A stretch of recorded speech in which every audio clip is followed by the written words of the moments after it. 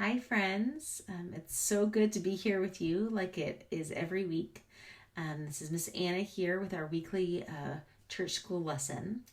And this week we are looking at something from the Old Testament, which is the part of the Bible that is before Jesus was on earth. And it looks a little different here in my house than it normally does. We're having some electrical issues, and so the lights aren't all working.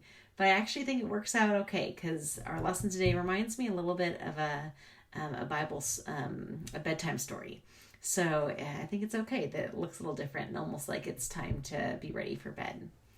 And the first part of our lesson is from the book of Jeremiah, chapter 31, 27 through 34. And the lesson is called A New Covenant. A covenant is a special promise. Have you guys ever made any promises? I bet you guys have. Or maybe some people have made promises to you. One of the favorite promises that I like to think about is the promises we make when we baptize kids in the church. Maybe you've been there with us in the sanctuary, or you've been at another church and seen a baptism. Some churches do baptisms for kids that are a little older or grown-ups, and they have big pools of water, and people go all the way underwater and come up.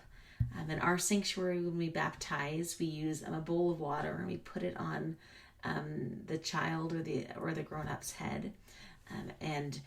The baptism is promises between God and that person, but also we make promises as a church to that person that's being baptized. And we make promises as a church to take care and walk alongside the person being baptized as they walk in their faith with God. And so this section of Jeremiah is about the promises that God has for us. And that God promises in these verses that God is not just for some people, that God is for everybody.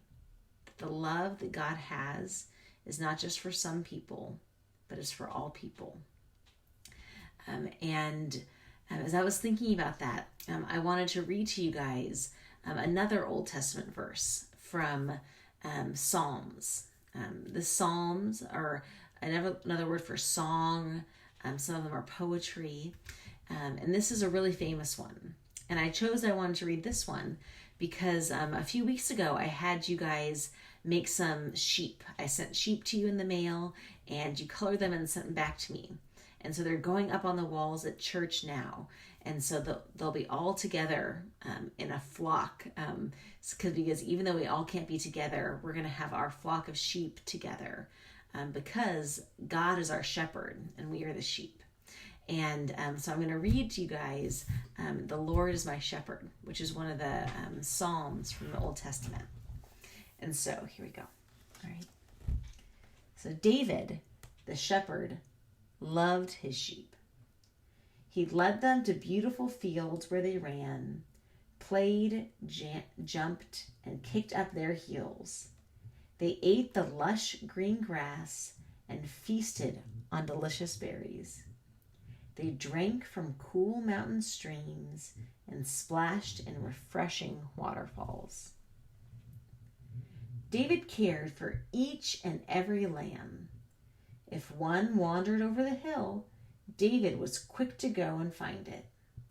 He put the lost lamb on his shoulders and sang sweet songs and hummed soft melodies. Sometimes he played his harp to help the tired lambs fall asleep. During times of danger, David fought against wild animals with only a slingshot and some stones. His sheep were not afraid because David was always with them. David thought about what he did as a shepherd. He thought that God cares for his people in many of the same ways that David cared for his sheep.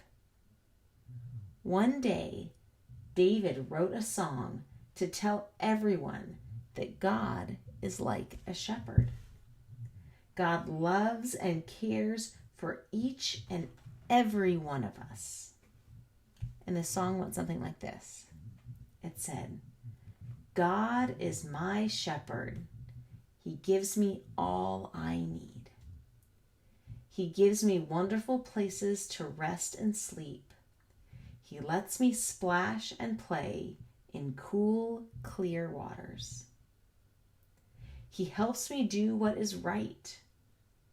I am not afraid, even in the darkest nights, because you are with me, God, and your protection comforts me.